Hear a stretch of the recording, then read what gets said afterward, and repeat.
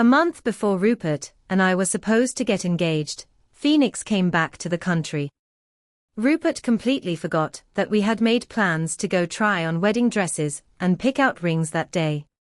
Instead, he went to the airport to pick up Phoenix and even threw her a welcome dinner. I spent the whole day at home, waiting from morning until afternoon. The only thing I got was a photo posted in a group chat by one of Rupert's friends. In the picture, Phoenix was surrounded by everyone, holding a bouquet of roses and beaming with a radiant smile. Rupert had his arm around her, his head leaning affectionately toward her. They looked like a couple. Meanwhile, I, his actual fiancé, felt like an intruder on their happiness. "Who told you to post that in the group?" "Ivy's in there too," one of the guys said. "Oh no, I'll delete it right away." Rupert's friend quickly realized the mistake and took it down, but by then, I had already figured out where they were. I could tell from the background decor in the photo. I went out and caught a taxi, giving the driver the location. As the car drove, an awful thought crossed my mind. It was like I was a scorned wife going to catch her cheating husband and his mistress. Before I could fully process the thought, I found myself standing outside the private room. Through the glass door, I saw the lively scene inside. Phoenix had lost a game, and was being teased to drink a wedding cup toast by one of the guys. As expected, they pushed her toward Rupert. Both of them were blushing but smiling. Just as Rupert was about to drink, I pushed the door open. "Rupert." The music in the room stopped instantly. Rupert's smile froze when he saw me. "Ivy, what are you doing here?" one of Rupert's friends asked awkwardly. Rupert quickly snapped out of it. "Why are you here?" I wasn't planning on causing a scene, so I calmly explained, "We were supposed to go try on wedding dresses today. I waited for you at home, but you never showed up." Rupert seemed to realize his mistake. He hurried over to me. "I'm so sorry, Ivy. I completely forgot. Let's go now." He took my hand and started to lead me out, but suddenly Phoenix's voice stopped us. "I just got back today, and you..." She didn't finish her sentence, but her look spoke volumes. Rupert hesitated. "Ivy, Phoenix just got back today. I promised to host this dinner for her. Can we try on the dresses another day? You know Phoenix is an important friend." An important friend. I couldn't hold it in anymore. What kind of man keeps a photo of his friend in his private album, or checks her Instagram every day? I didn't want to expose Rupert's hidden feelings for Phoenix, but in a couple of days, we would be engaged, and once that happened, the title of wife would be mine. I forced a tight smile. "All right." Rupert visibly relaxed and held my hand. "Ivy, why don't you stay? The ring you ordered from me has arrived. I'll go pick it up." "Okay then." I turned and left the room. When I glanced back, Rupert had already rejoined the group.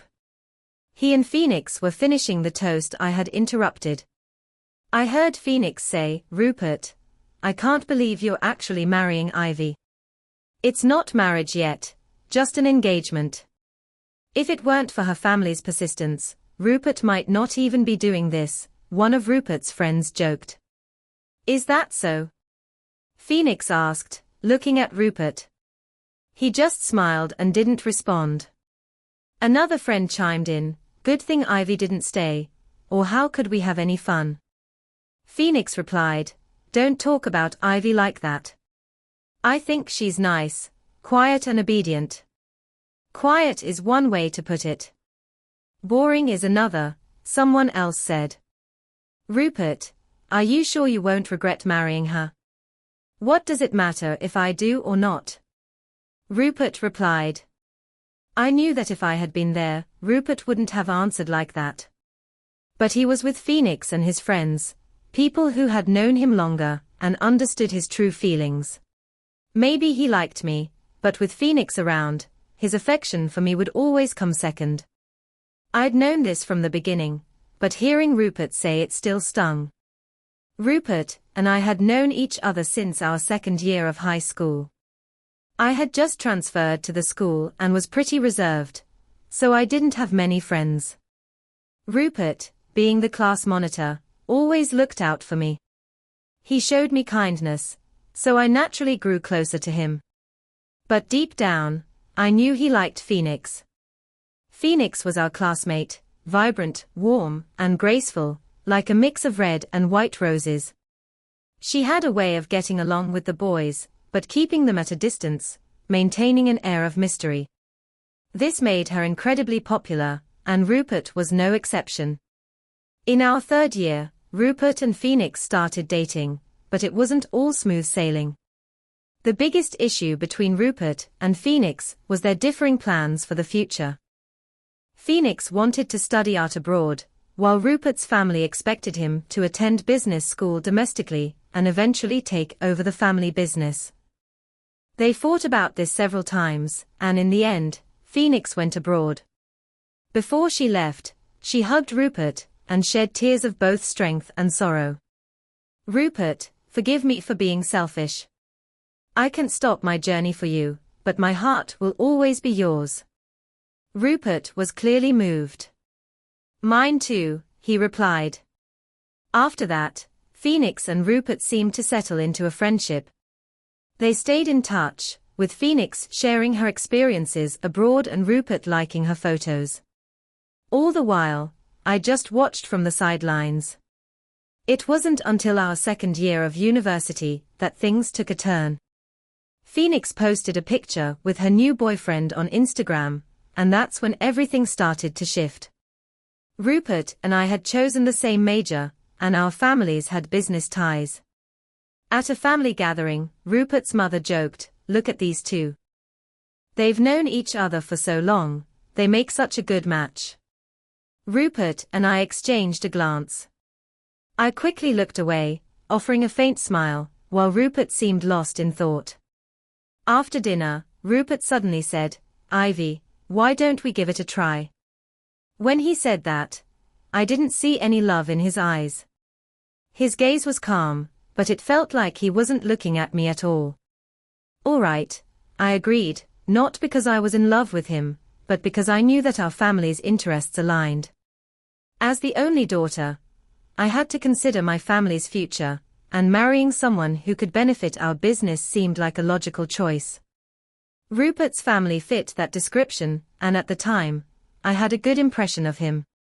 Rupert and I had been dating for 4 years. It wasn't like I had no feelings for him, and now that we were finally getting engaged, I was satisfied. But I hadn't expected Phoenix to return at this exact time. Her presence felt like an unwelcome disruption to my well-laid plans. As I walked down the hallway, lost in thought, I accidentally bumped into someone. "Sorry," I muttered, and when I looked up, I froze. The man in front of me was lighting a cigarette, and the brief glow of the flame highlighted his sharp, cold features behind his glasses. But as soon as I collided with him, the flame went out, and his eyes, now darker without the light, seemed even more intense. "Mr. Michael," I stammered, surprised to see him here. "What did you call me?" He removed the cigarette from his lips, frowning slightly.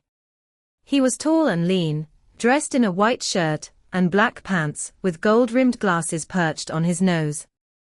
Despite his refined appearance, the rolled-up sleeves revealed strong, muscular forearms. This was a man who exuded power. I swallowed hard, the words tumbling out before I could stop them. "Big brother." This man was none other than Rupert's cousin, Michael. He was only a few years older than us, but had already taken control of the family business and achieved remarkable success.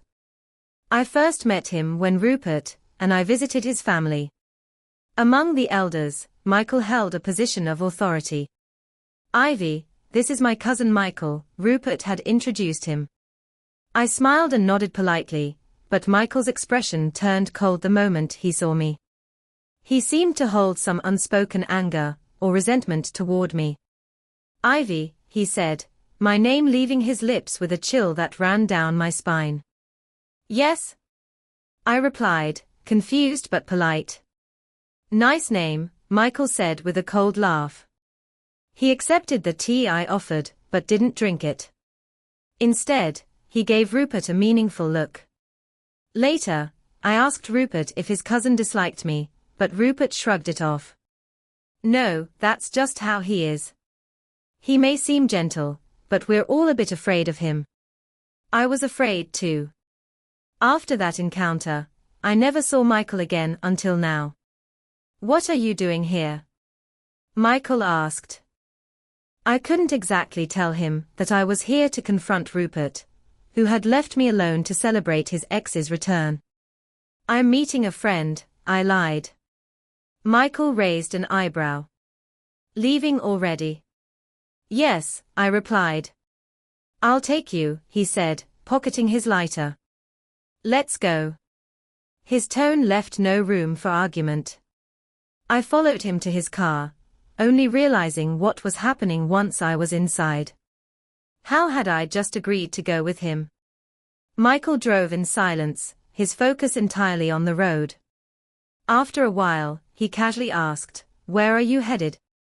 I remembered what I had told Rupert earlier, that I was going to pick up the ring. His grip on the steering wheel tightened slightly. I thought today was your dress fitting with Rupert.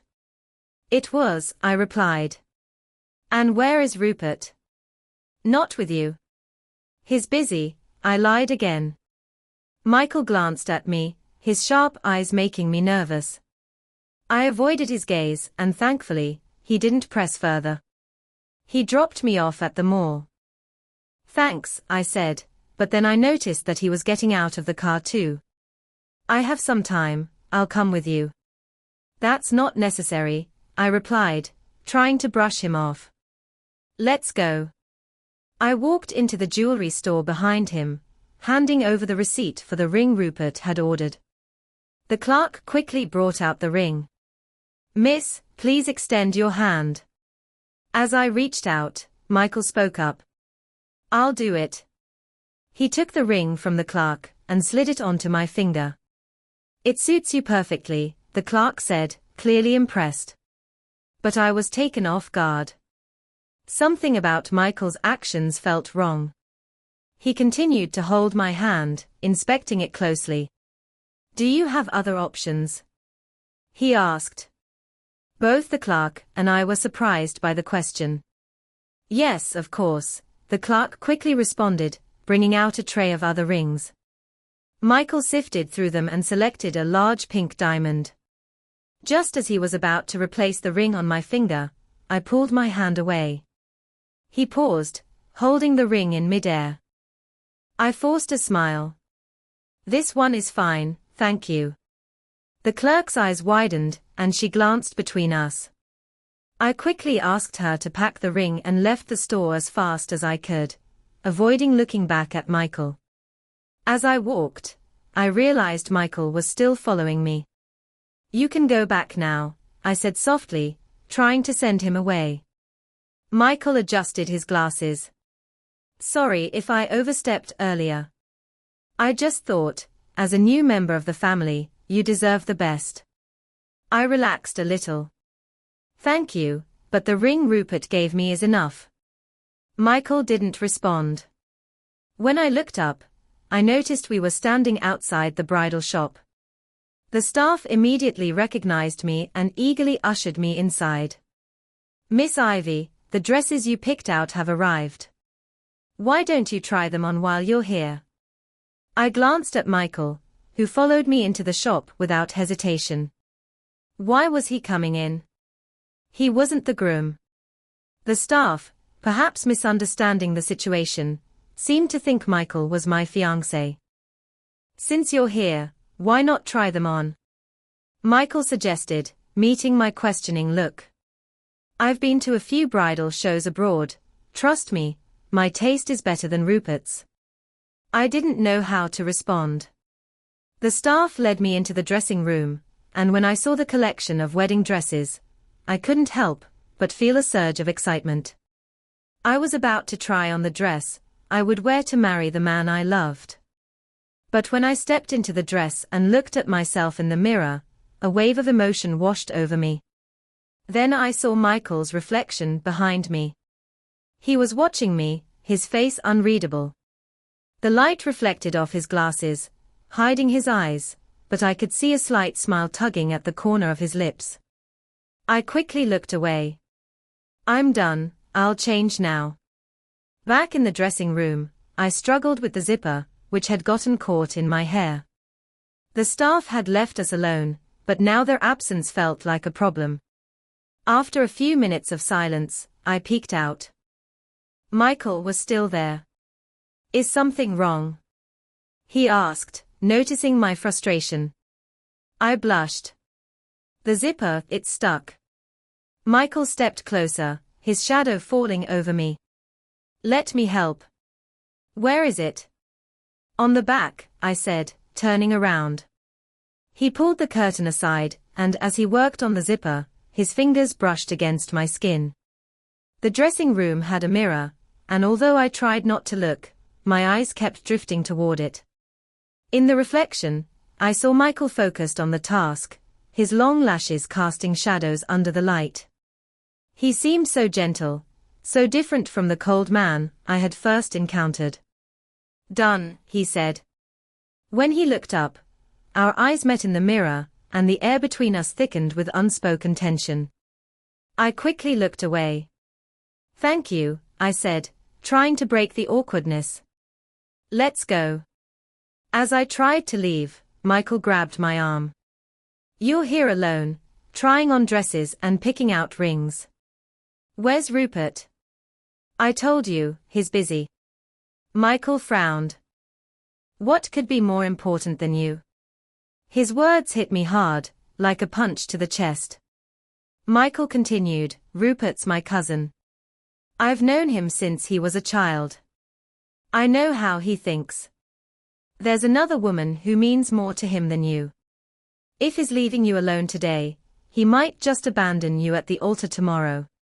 That won't happen, I interrupted, meeting his gaze. Rupert wouldn't do that to me. He knows what's at stake. Michael's expression darkened. I pulled my arm free from his grasp. Thank you for today. You can leave now. I need to change. Michael walked away, and I could tell he was upset. Probably frustrated that Rupert was being irresponsible and letting his fiancé handle everything on her own. But maybe this was for the best. Perhaps Michael would talk some sense into Rupert and ensure everything went smoothly with the engagement. Michael went above and beyond, even driving me all the way home. I wanted to offer some hospitality, so I invited him in for tea, but he turned me down coldly. No need. When I got home, I found that Rupert still hadn't returned. I sent him a text letting him know I had tried on the dress and picked up the ring. I waited a few minutes, but there was no reply. Later that night, I woke up from a restless sleep. The house was quiet, and my phone was silent as well.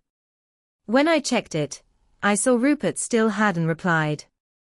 Instead, he had posted on Instagram, "Welcome back." The photo attached was the one that had been deleted from the group chat earlier. In an instant, all my sleepiness vanished. Michael's words from earlier echoed in my head. There's another woman who means more to him than you. If he's leaving you alone today, he might just abandon you at the altar tomorrow. At the time, I had dismissed his warning with such confidence, but now, seeing Rupert's Instagram post, all of that confidence drained away. My concerns weren't unfounded. As the engagement date approached, there were countless details to finalize, but Rupert kept coming home late and leaving early. Of the 5 calls I made to him, 3 of them were because he was with Phoenix. His explanation was always the same: things have changed a lot. Phoenix just got back, so I've been showing her around. It's not just me and her, other friends are involved too. This showing her around continued for a week. One day, while I was going over the guest list for the engagement party with Rupert's mother, Michael showed up again. One of the elders asked, "Where's Rupert?" Rupert's mother replied, "Rupert's busy today. He can't make it." The elder frowned and scolded, "Why is the groom always absent during wedding preparations?" Rupert's mother looked embarrassed and signaled for me to call Rupert. His phone was off. Just as I was starting to feel stuck, Michael stepped in front of me. "Rupert flew to Sisi yesterday, didn't he tell you?" I stared at Michael in shock. He pulled out his phone and showed me an Instagram post from Rupert the night before. "Right now, I'm above everything, but beneath you." The photo was a phoenix standing under a sign with that slogan, but I hadn't seen it. Rupert had blocked me from viewing it. My face turned pale. Michael glanced at me, probably assuming I looked pitiful. To save me from further embarrassment, he spoke up. "Since Rupert's not here, let's finalize the guest list another day." "Fine," the elder grumbled. "You young people really have no sense of planning." When Rupert finally returned, his mother scolded him, and he apologized. "What good is apologizing to me?" "Go apologize to your fiancé," she said. Rupert came to me, looking guilty. "Ivy, I'm sorry. I was wrong. Please forgive me. Let me take you out for a nice dinner tonight." He grabbed my arm and rested his head on my shoulder. He had always been spoiled by his family, never really growing up. "All right," I said, offering a soft smile. The moment I agreed, I felt someone's gaze on me. I looked around but couldn't tell who it was. Then I saw Michael, standing off to the side, lighting a cigarette. The soft clicking of his lighter echoed, but the flame never caught. The day Rupert took me out for dinner, the weather was terrible, it was pouring rain. But Rupert didn't want to ruin the mood and kept trying to cheer me up. Just as we neared our destination, Rupert's phone rang. "Rupert, I'm stuck in the tunnel. It's raining so hard, and my car broke down." Rupert's expression shifted immediately. He quickly tried to turn the car around, then realized I was still with him. "Ivy, I can't take you to dinner. Phoenix is in danger." When I heard Phoenix's voice, my heart sank. After hearing her frantic plea, even my usually calm demeanor cracked. "If she's in danger, she should call the police, not you." I raised my voice, surprised by my own anger. "What's wrong, Ivy?" Rupert asked, completely confused. "Rupert, I'm your girlfriend and fiancé. Why do you keep ditching me every time Phoenix comes back?" Rupert was speechless. Phoenix called again, even more panicked this time. "Rupert, the car's flooding. What should I do?" Rupert didn't bother explaining further. He dropped me off at the hotel entrance. "Ivy, I'll go get Phoenix. You go inside and wait for me, okay? I've already reserved a table." Before I could protest, he slammed the gas pedal, and his black car disappeared into the rain. I stood there, feeling utterly drained, and no longer in the mood for dinner. I decided to leave, but my phone and bag were still in Rupert's car, and I didn't even have an umbrella. So, I stood at the hotel entrance, staring out at the downpour. "Ivy." Michael's voice suddenly came from behind me. He walked over, brow furrowed. "Why are you alone here? Come inside, it's freezing out." He removed his coat and draped it over my shoulders.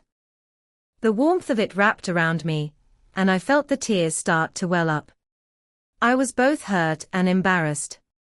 Why did Michael always seem to show up when Rupert left me behind? Michael noticed my red, teary eyes. He opened his mouth, as if to say something, but then remained silent. "Have you eaten?" he asked. I shook my head. "Let's get something to eat." I'll take you home afterward. But Michael didn't take me home. Instead, he drove me to the hospital. During dinner, I had sneezed a couple of times and started feeling feverish. Michael helped me register, get medicine, and settle into a hospital room. As we passed a room in the hallway, I heard a familiar voice. "Rupert, thank you. I don't know what I would have done without you." "Don't say that." "Here, eat something," Rupert replied. I froze. Phoenix lay pale in the hospital bed while Rupert sat beside her, gently feeding her. The scene was so tender that even the woman in the next bed couldn't help but comment, "You two have such a beautiful relationship." Phoenix smiled shyly, and Rupert remained silent, not correcting her. I clenched my fists, fighting the urge to storm in. But I held back. I couldn't let a moment of anger ruin my engagement to Rupert. I pretended not to see anything, but someone behind me wasn't as forgiving. "Rupert. What's he doing here?" Michael's voice was sharp. I saw him about to march into the room, so I quickly grabbed his arm. "Let it go," I urged. Michael turned to look at me, his eyes deep and unreadable. There was confusion, but also something else in his gaze. Back in my private room, Michael spoke up. "I think you need to reconsider your relationship with Rupert." I looked at him, the man standing before me, his words sinking in. "The engagement is next week. I don't want any complications. Are you really willing to marry a man who doesn't love you?" Michael asked. "Rupert never said he doesn't love me," I insisted, feeling the same way I had in the bridal shop. Michael stared at me intently, his gaze unwavering. Slowly, I started to falter under his scrutiny. "Mr. Michael, do you look down on me? Do you think I'm fooling myself?" I asked, barely above a whisper. Michael remained silent. I let out a bitter laugh, my shoulders slumping. "I need this marriage, Mr. Michael." "Why?" "In a month, my father's illegitimate child will be born." I stopped, my voice trembling. What kind of family did I come from? I sighed. "Let me put it this way, my parents were both romantics, but they didn't love each other. They loved anyone but each other. I was the product of their arranged marriage, something they had to do before they could pursue their own passions. After I was born, their duty was done, and they went their separate ways. I was raised by nannies. My biological parents. I barely saw them more than twice a year as a child. For a long time, I deluded myself into thinking I was born out of love and hope. But as I grew older, I realized and accepted that they didn't love me. The words left me, raw and heavy. Last year, I found out my father started a new family. His new wife was pregnant. My father, who rarely came home, suddenly showed up, not to see me, but to change his will. He wanted to split the inheritance he had once promised to me, giving half to his new child. I paused, staring at my hands. My father's decision is final, but if I marry Rupert, our family's business ties might ensure I get a larger share of the assets. If I can't have love, at least I should have money. I forced a bitter laugh, but the words didn't feel like mine. The air in the room grew heavy. My confession had come from the heart, and I hadn't even realized I was crying until the tears fell. Michael's expression softened, and he said quietly, "I'm sorry." Sorry. His look of pity and guilt made my heart ache. He was Rupert's cousin, and I was potentially his future sister-in-law. How had I just poured out my deepest insecurities to him? This wasn't like me, and it shouldn't have been. "Thank you for today," I said, regaining my composure and distancing myself. "It's getting late, so you should head back." Michael didn't leave right away. He stayed until I finished my meal, then drove me home. During the ride, aside from a brief acknowledgement of my thanks, he didn't say much. The next day, Rupert rushed home, his face full of concern. "Ivy, I'm so sorry. It's all my fault." Rupert looked genuinely remorseful. To make it up to me, he stayed home for the next few days, showering me with care and attention. I suspected Michael had given him a talking to, and I felt even more grateful to Michael. Finally, the day of our engagement arrived. I was dressed in my engagement outfit, and the makeup artist kept complimenting. Rupert stood behind me, and every time I looked up, I could see him in the mirror. As the ceremony time approached, Rupert's phone started ringing incessantly. I watched Rupert hang up again, his face shifting from calm to anxious. I already knew who it was. As long as Rupert didn't leave the engagement party, I could pretend nothing was wrong. But then, the unexpected happened. Phoenix showed up. She stood behind Rupert, her eyes filled with tears. Rupert reached for her hand and led her to me. "Ivy, I can't go through with the engagement today," Rupert said, his voice full of guilt. The elders and guests in the room were stunned. "Rupert, don't do this," I pleaded, my voice trembling. "Let's talk after the engagement, okay?" The guests were already here, and I couldn't believe this was happening. If Rupert had doubts, today wasn't the day to back out. I hated it, but more than that, I was terrified. My father's stern gaze felt like it was burning into me. If this engagement fell apart, I knew he would rewrite his will immediately. I reached for Rupert's hand, trying to hold on, but his face showed deep conflict. Then Phoenix's soft voice called out, "Rupert," and it seemed to snap him out of his thoughts. "I'm sorry, but the person I love most is still Phoenix," he said. As soon as those words left his mouth, his mother slapped him hard across the face. She scolded him for treating the engagement as a joke. With both families and the guests watching, backing out now would only bring shame.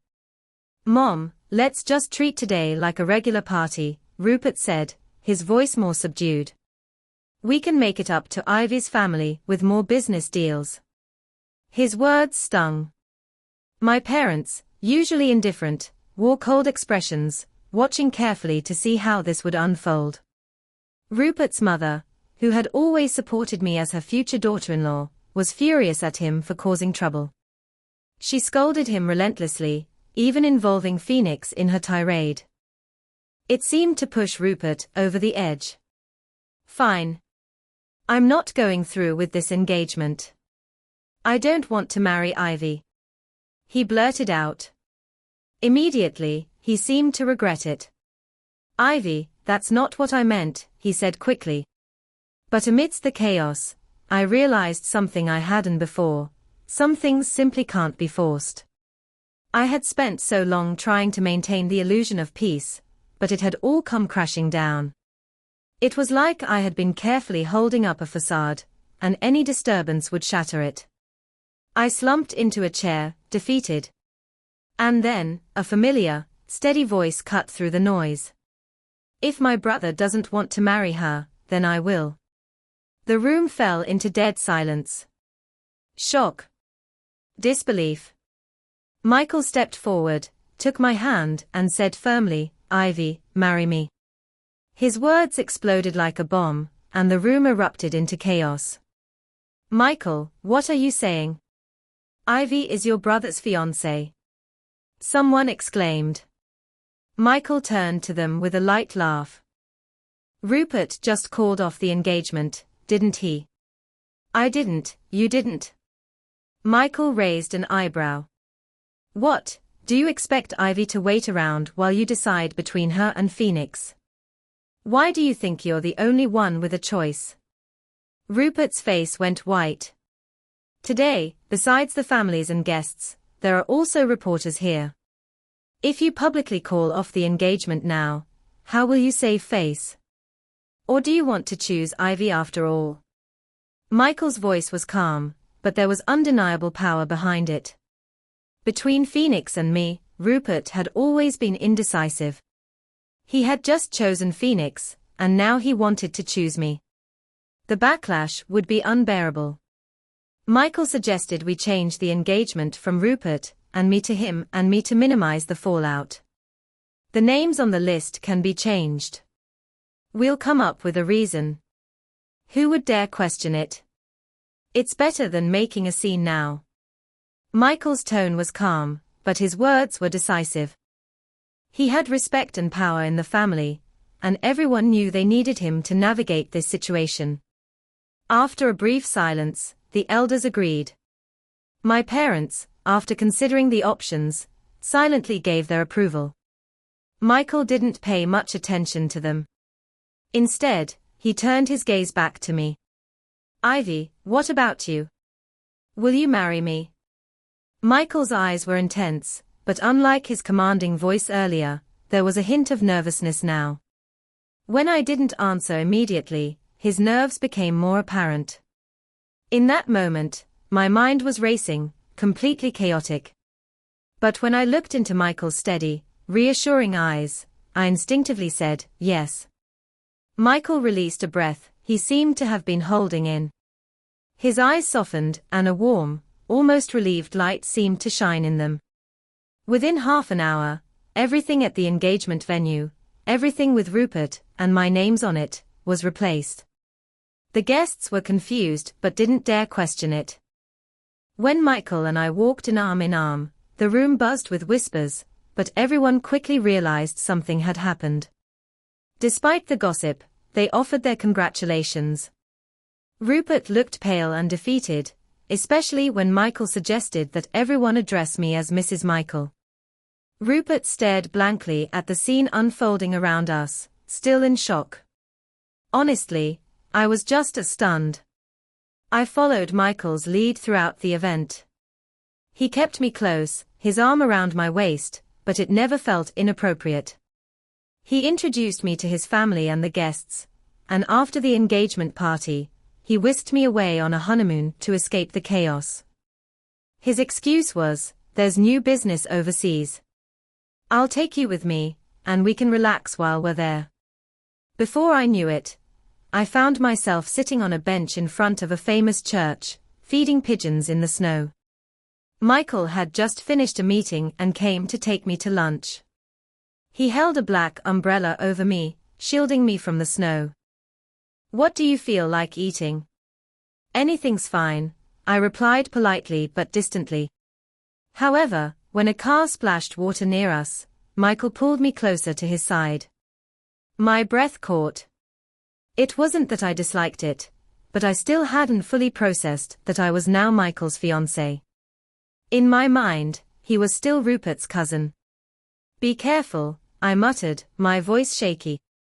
Thank you, he replied, his tone polite. Maybe I wasn't the only one struggling to adjust to this new dynamic. I quietly sighed in relief, thinking Michael hadn't noticed my awkwardness. We continued walking, but Michael didn't let go of my shoulder. I wanted to remind him, but I wasn't sure how to bring it up. I glanced up at him, he was focused on holding the umbrella, his lashes dusted with snowflakes. Despite the cold weather, his gaze and his embrace felt warm and comforting. Michael always set aside a day each week to explore the city with me. He would tell me about the history of the city, and share stories about his own experiences and life here. The noodles at this restaurant aren't great, I once complained, but it didn't help. Then why did you order them for me? I asked, raising an eyebrow. I wanted you to try them too, to see just how bad they are, Michael said with a laugh. He spoke about these awkward moments with such seriousness. Despite his refined and elegant appearance and his quiet, distant demeanor, he didn't seem like the kind of person to hold petty grudges. That's what made these stories so amusing. There was an odd contrast in the way he described them. I couldn't help but laugh. It is a bit awful. It felt like we both acknowledged the same thing. Michael's eyes held a hint of a smile as well. That night, as we were about to go to sleep, Michael suddenly said, Ivy, you should smile like you did today. I froze. When I first arrived, I was still caught up in the turmoil and sadness of everything that had happened. Even when facing Michael, I couldn't hide it well. My smiles always felt forced. But Michael's words made me realize something. Over the past few days, I hadn't been thinking about the annulment, and now that I did, it didn't affect my mood anymore. I felt a slight sense of gratitude in my heart. "Thank you," I said quietly. Michael's gaze softened, and he reached out to brush a stray lock of hair behind my ear, his eyes trailing from my eyes to my lips. "Can I kiss you?" The atmosphere immediately became more intimate. Before I could even react, his kiss landed, soft and light, but lingering just a little longer than I expected. "Good night," he whispered softly. That night, I had a dream I couldn't quite describe. When I woke up, I felt flustered, especially around Michael. I had completely forgotten about Rupert. I stayed with Michael for 2 months, and as Christmas approached, we returned home for the holidays. His family had arranged a family dinner, and we went there as soon as we landed. When we opened the door, I saw many familiar faces, but things felt different now. After all, I had come here with Rupert before. Who would have thought that just a few months later, I would be here with Michael instead of Rupert? "Don't be nervous, sit next to me later," Michael gently reassured me. I felt a little more at ease. Michael had a lot of influence in his family, so I sat beside him at the seat of honor. Across from me, diagonally, was Rupert. He was alone, looking more haggard and worn out compared to our last meeting 2 months ago. When he noticed me looking at him, Rupert's eyes brightened, but then he hesitated. It seemed like he wanted to greet me, but before he could speak, Michael suddenly called my name. "Ivy," he said, his voice calm. I turned to look at him, and Michael smiled faintly. "Have some soup first, okay?" I nodded in response, but out of the corner of my eye, I saw Rupert's expression dim and turn bitter. After the family dinner, it was already late, and the elder asked if we wanted to go home or stay. I subconsciously glanced at Michael. He had just had a drink. "We'll go home to sleep," Michael said, his tone firm. He stood up, draping his coat over my shoulders, taking my hand and saying goodbye to everyone one by one. Once we were outside, I couldn't help but ask, "Michael, I thought you'd suggest staying here." "You wouldn't want that," he replied, and I was surprised that he had noticed. The driver pulled up in front of us, and Michael and I got into the back seat. There was traffic, and with Michael having had a drink, the stop-and-go motion made him frown in discomfort. "Michael, are you okay?" I asked, concerned. "Yeah," he answered, but his response was brief, and I could tell he was holding something back. The driver rolled down the window to let Samir in, and Michael rested his head on my shoulder. I reached up and started massaging his temples. Michael froze for a moment. "Are you not feeling well?" I asked, worried. "No," Michael responded, and I felt relieved. I exhaled softly and continued massaging his temples. It suddenly hit me that I had been concerned for Michael just now, and the thought felt odd. When we got home, Michael seemed to have recovered. I finished washing up and came out, only to find him standing by the window, staring out into the distance. "What are you looking at?" I couldn't help but ask. Michael snapped out of his trance and looked at me. "Nothing," he said. His eyes behind his glasses looked deep, filled with an unreadable emotion, and the light by the window cast a dim glow over him. Puzzled, I glanced outside the window. There was a black car parked downstairs. It wasn't noticeable, but I furrowed my brow, feeling a bit unsettled. Just then, Michael called out to me. "Ivy." I instinctively turned toward him. Suddenly, Michael lifted my chin gently, took off his glasses, and kissed me, his lips coming down swiftly and overwhelming. The kiss was hot and deep, pushing me back against the window sill. With nothing to lean against, I grabbed onto his waist. When the kiss ended, Michael pulled back, but his breath still lingered, and I could see the desire in his eyes, dark and intense. "Can we?" he asked quietly, his voice low. My heart skipped a beat, and my breath caught in my chest. I swallowed hard and nodded, my pulse racing. Michael kissed me again, pulling me closer. His hand wrapped around my waist, and his other hand reached for the curtains, drawing them closed. The days that followed were filled with more family gatherings and meetings. Michael was often too busy to accompany me, so he handed me a black card. "Sorry, I can't go shopping with you. If you need anything, just use this card," he said with a guilty look, making my heart race. I blushed and waved it off. "It's fine. I can go alone," I assured him, not wanting him to feel guilty. But Michael still pressed the card into my hand. "Buy more. You won't be able to spend it all anyway." I wandered around the mall, but I didn't know what to buy. I ended up in a jewelry store, and bought a pair of cufflinks. When I got home, I unexpectedly ran into Rupert downstairs.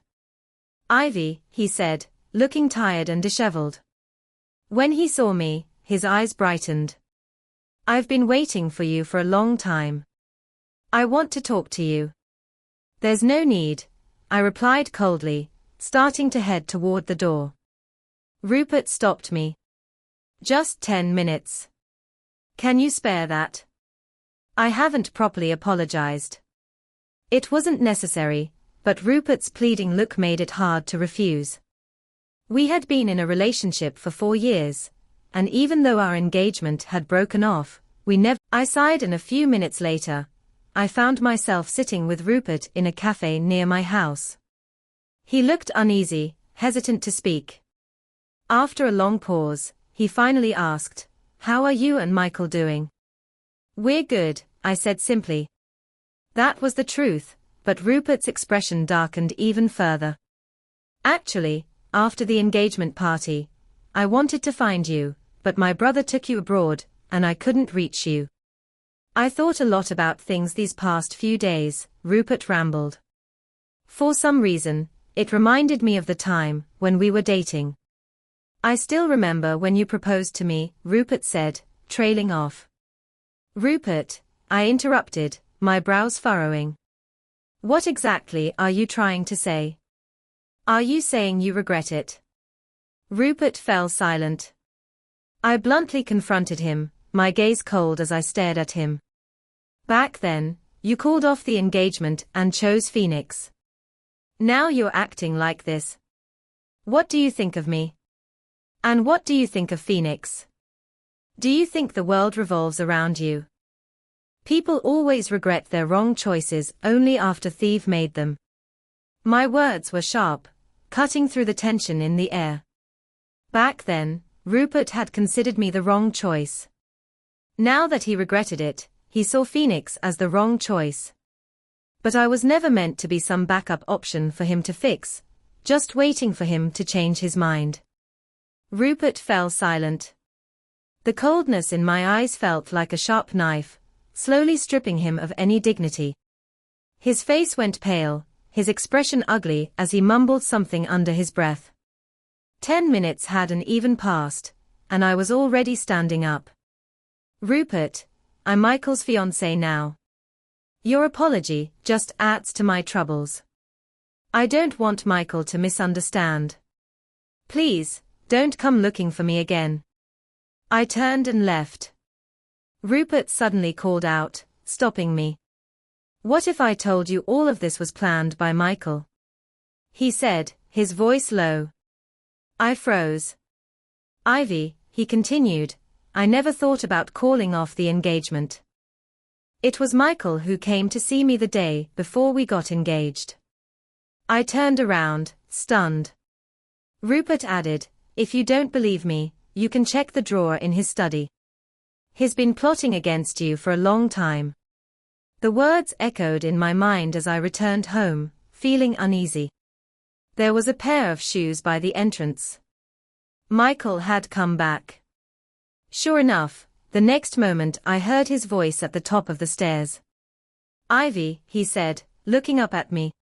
His eyes softened when he saw me, and he slowly walked down the stairs. His fresh yet gentle aura quickly affected me. "You're back," I said quietly. Michael asked what I bought. I was a little out of sorts, but still answered his questions. "Take a rest for a while. We'll go out for dinner tonight," Michael suggested. "I'll go with you to your study," I replied, reaching out to grab his arm. Michael looked at me, surprised. "I'm not tired. I don't have anything to do," I stammered. My life felt clumsy, and I feared Michael would catch on. After all, I'd never been to his study before. To my surprise, Michael agreed. "Okay." To keep me from getting bored, Michael started a movie for me. In the middle of it, he went out to take a call. During the long minutes of waiting, I watched Michael through the slightly ajar door. It seemed like the call wasn't going to end soon, so I shifted my gaze to Michael's desk. Rupert's voice echoed in my mind. "If you don't believe me, you can check the drawer in his study." I stood up. Silence filled the room. Doubt and fear crept into my chest. Finally, I reached out and opened the drawer. But it was empty except for a book. Suddenly, Michael's voice called out, "Ivy." I jumped, startled. The book in my hand slipped out, and a yellowed old postcard fluttered to the floor. Michael froze as he saw the postcard. His expression was confused, and his gaze darkened as he looked at me. "What are you looking for?" he asked, his tone guarded. His look made me feel uneasy, but even more, I felt guilty. I couldn't respond. Was I doubting my fiancé? Wondering if he had bad intentions toward me? What was he hiding from me? I took a deep breath, thinking of 1,000 excuses and reasons to avoid the situation. But a voice in my head told me I shouldn't back away. So, I clenched my fist and looked Michael straight in the eye. "I need to ask you something." Michael froze, his gaze locking with mine. "I met Rupert this morning," I continued, my voice steady. "He said some things to me." "Michael, I want to know, was Rupert calling off the engagement related to you?" Michael remained silent. "Don't lie to me, or I'll never forgive you," I said, my voice firm. Finally, Michael lowered his gaze, his glasses and long lashes hiding his thoughts. After a long moment, I heard his voice, quiet, but with undeniable truth. "Yes." My heart sank with a heavy thud. The word hit me like a blow to the head. "Why?" I asked, feeling dazed. I instinctively furrowed my brows. Had Michael wanted to break Rupert and me apart? "That's right," Michael said. "The first time I met you, I clearly showed my indifference and dislike for you. In the following meetings, I repeatedly hinted that you should break up with Rupert. In my mind, I never wanted you to be with him." His words were chilling, and the pieces started falling into place. I felt like I'd been walking in a fog, and now it was all clearing. But then, something else popped into my head, and the idea wasn't as shocking as I thought it would be. "I love you," Michael said softly, his voice steady. I froze, my eyes wide. "What did you just say?" I whispered, my heart pounding. "I've loved you for a long time," Michael repeated. "I don't want you to marry Rupert." The words hit me like a jolt, and everything else seemed to blur out of focus. At that time, everyone assumed I was going to be Rupert's future wife, so Michael started loving me. "You're crazy," I said, staring at him in disbelief. "I was going to be your future sister-in-law." Michael raised his eyes to look at me, and the light behind his glasses made his gaze dark and deep. I could even sense a coldness in his eyes. This was probably the real Michael, and it sent a chill down my spine. "Ivy," he said, stepping closer to me. I took a step back, but he noticed and his expression shifted to something more ominous. "I am confused, Michael. I need some time to calm down," I stammered, pulling away from him. Michael's hand shot out, grabbing my arm. I flinched at the sudden movement. "How long?" His voice was softer now, a hint of vulnerability creeping in. My heart was in turmoil, but I managed to shake my head. I don't know." Michael didn't push further. He simply said, "Okay," his eyes watching me intently. After that day, he moved out of the master bedroom and started coming home late and leaving early. It was clear he was trying to give me space. Our interactions suddenly felt distant, like the early days of our relationship, even though I was already his fiancé. With the new year approaching, there were more occasions we had to attend together. Some I managed to avoid, but for the ones I couldn't, I had no choice but to pretend everything was fine with Michael. The others didn't seem to notice the tension between us, except Rupert. Rupert seemed to sense something was off between Michael and me, and his attention on me grew. Even though I was still upset and conflicted with Michael, Rupert's behavior bothered me more. I rejected him bluntly several times, but each time, he found a reason to dismiss my rejection. One night, after a family dinner, Michael had to leave early. He looked at me as if he wanted to ask something, but before he could speak, Rupert jumped in. "I'll take Ivy home," Rupert said, his tone almost too eager. I glanced at Michael. He lowered his gaze, lips pressed together, clearly unwilling. But his response was cold. "Whatever." As Rupert moved to leave, I stopped him. "No need. I'll go back with Michael." Both men froze. I saw the flash of disappointment in Rupert's eyes, but I wasn't interested in exploring it. Michael didn't protest, and I got into the car with him. It was quiet in the car, uncomfortably so. We sat on opposite sides, and the atmosphere felt awkward. After a long silence, Michael asked, "Why didn't you let Rupert take you? Do you want him to?" I retorted, "Do you want me to?" Michael turned his head, clearly at a loss for words.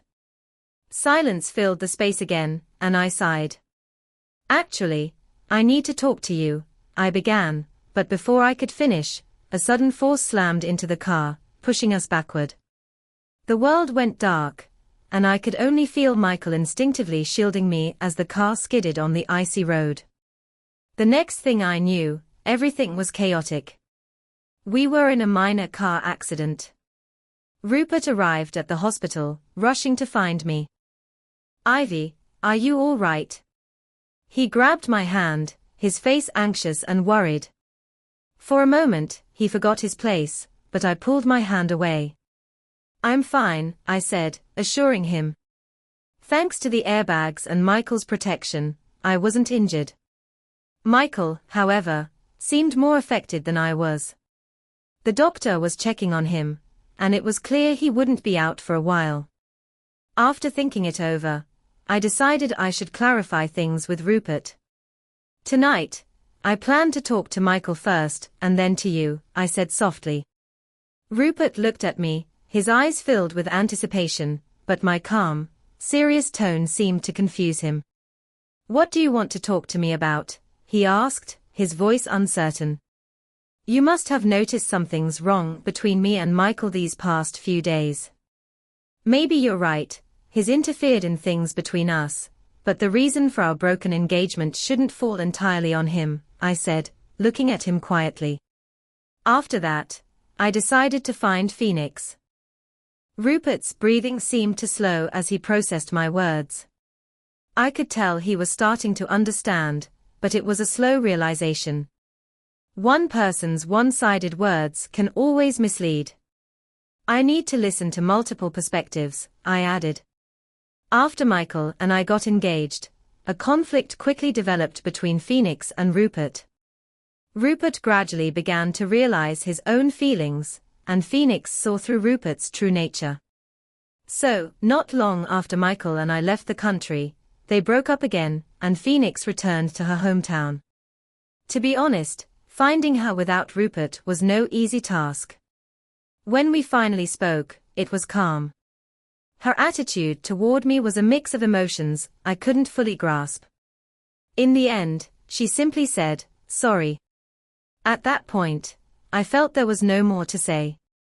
When I got back, I spent a lot of time thinking. Regardless of what role Phoenix and Michael played in all of this, the real issue lay in my relationship with Rupert. I had known all along that Rupert was paying attention to Phoenix. He liked her updates.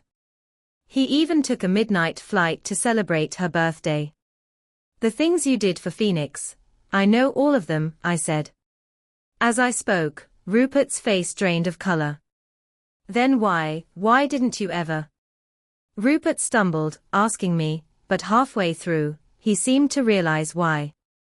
I didn't say anything, didn't argue, because the truth was simple: I didn't like him enough. I didn't feel anything for his actions. "What about Michael?" Rupert asked, his voice tentative. "Do you like Michael now?" He looked at me with hope, but I paused for a moment before responding. "Actually, when I was sitting here just now, my mind was full of him," I said quietly. The light in Rupert's eyes faded little by little, and in the end, he muttered, "I understand now." Rupert left the hospital in a daze. After a long moment, I stood up from the bench. As I turned around, I saw Michael standing behind me. I had no idea how long he'd been there or how much of what I just said he had heard. I forced a calm expression as I walked toward him. "Are you okay?" "What did the doctor say?" I asked. Michael didn't answer.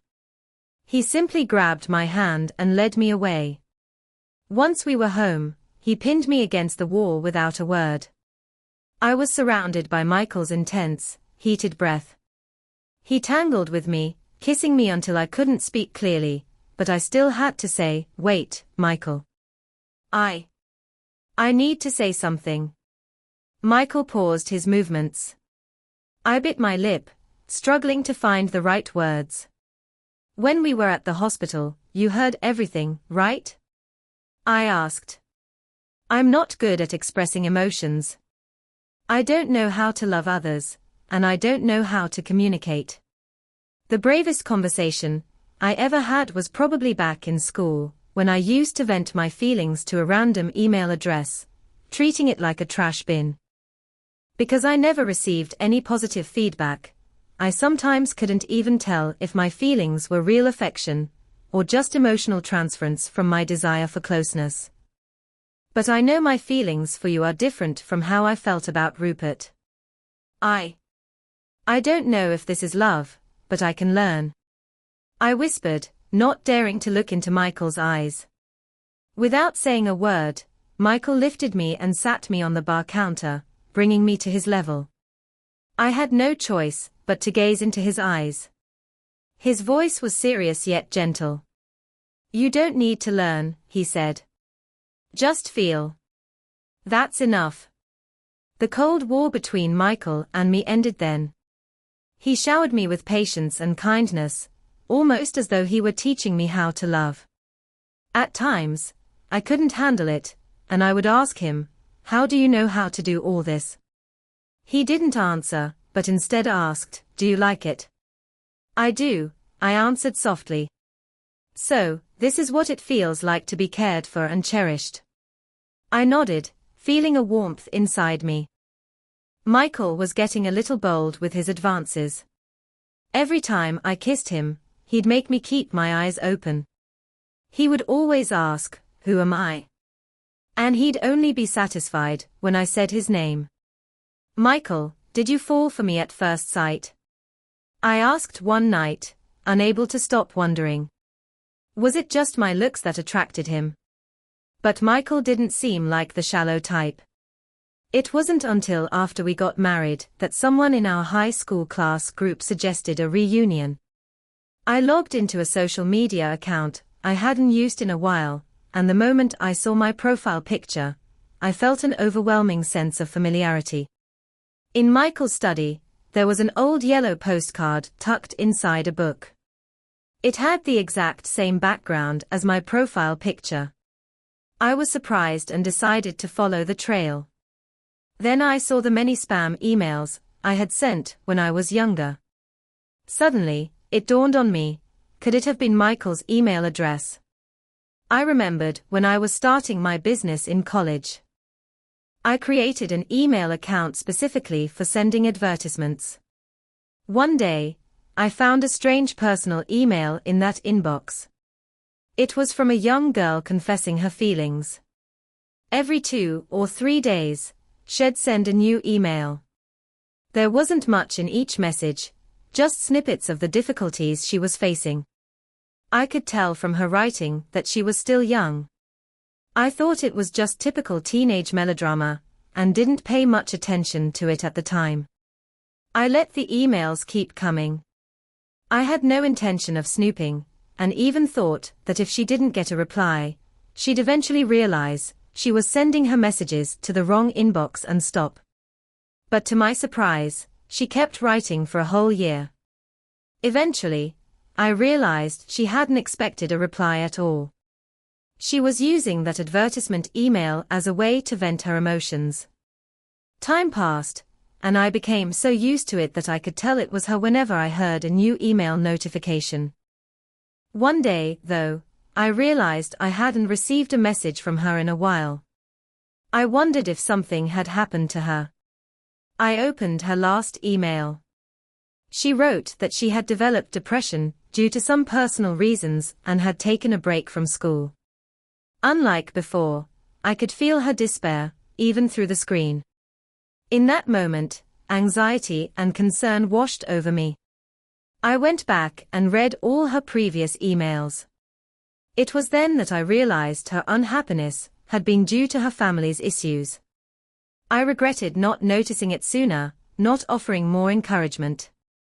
I wondered if I had been there for her earlier, would things have turned out differently? I decided to write her back and check on her.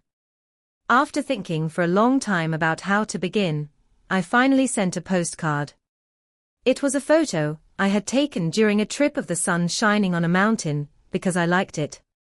I added a quote, "No matter how long the nightmare lasts, the morning sun will always tear it apart."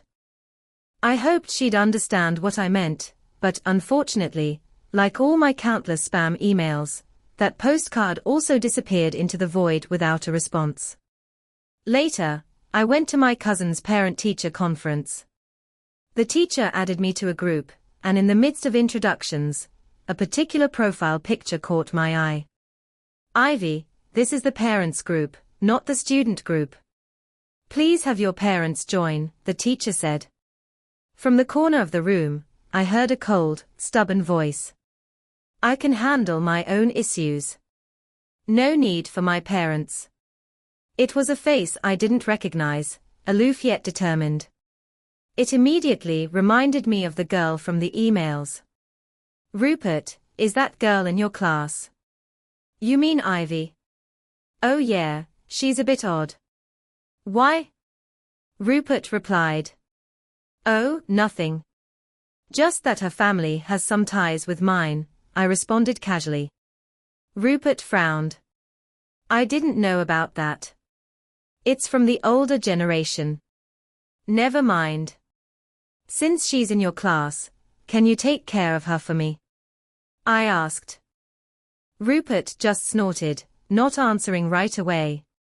I had no choice but to promise him I'd buy him his favorite sports car after he went abroad. "All right, I got it," I said, knowing Rupert was tempted by the idea of the car.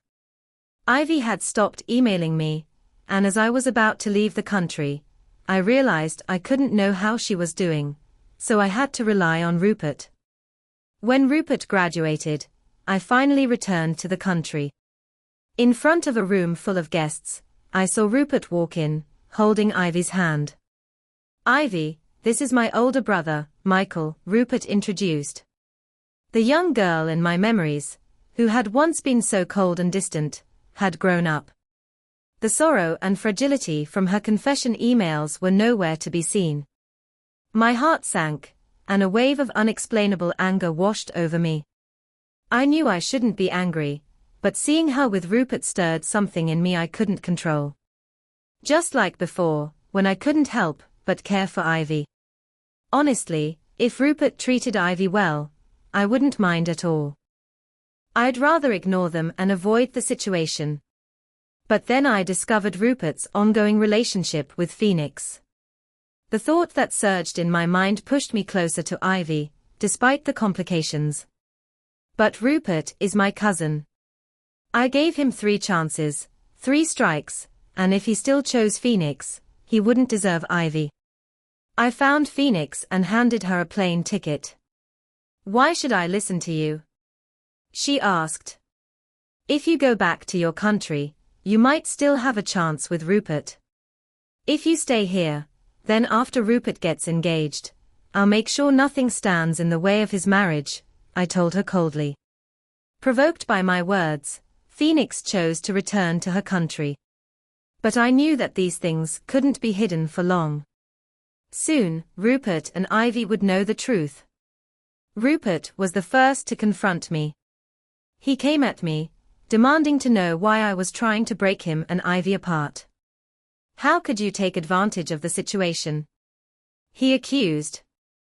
"Weren't you the one who took advantage of the situation first?" I shot back, my words biting. Rupert's face went pale as if remembering something he'd tried to forget. Soon after, Ivy found out too. I was filled with anxiety and confusion, yet when the car crash happened, my instincts kicked in. I reached out to protect her. "Ivy, when will you realize that I was the first to meet you and fall for you?" I said, my voice softer now, as the weight of everything hit me.